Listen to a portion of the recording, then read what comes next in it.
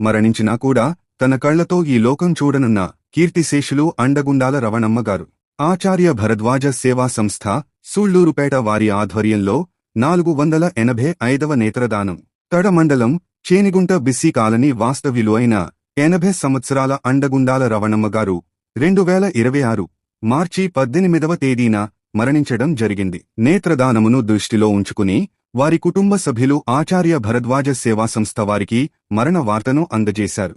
సంస్థవారు మరణ వార్తను శంకర నేత్రాలయ చెన్నై వారికి తెలియజేశారు. వారు పార్థివ దేహం వద్దకు చేరుకుని కార్నియాలను సేకరించి కుటుంబ సభ్యులకు ధృవపత్రాన్ని అందజేయడం జరిగింది. తమ కుటుంబ సభ్యులు మరణించారు అన్న పుట్టెడు దుఃఖంలో కూడా దుఃఖాన్ని దిగమింగుకుని నేత్రదానం చేయడం హర్షించదగ్గ విషయం అని పలువురు ప్రశంసించారు. తాను ఈ లోకాన్ని విడిచిపెట్టిపోయినప్పటికీ తన కళ్ల ద్వారా మరో ఇద్దరికి చూపును ఇచ్చి వారి ద్వారా ఈ లోకాన్ని చూడటం రవణమ్మ గారు చేసుకున్న పూర్వజన్మ సుకృతం.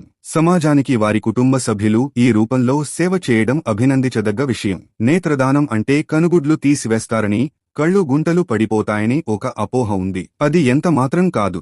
నల్లటి గుడ్డుపై ఉన్న పొరను మాత్రమే సేకరించి అంధులకు అమర్చడం జరుగుతుంది.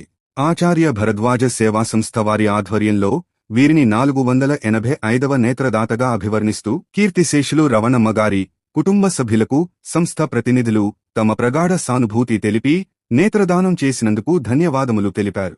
వీరిని స్ఫూర్తిగా తీసుకుని నేత్రదానానికి సహకరిద్దాం. రండి, నేత్రదాన ఉద్యమంలో మీరూ పాల్గొనండి. కళ్లను కాటికి పంపకండి, అంధులకు కానుకగా ఇద్దాం.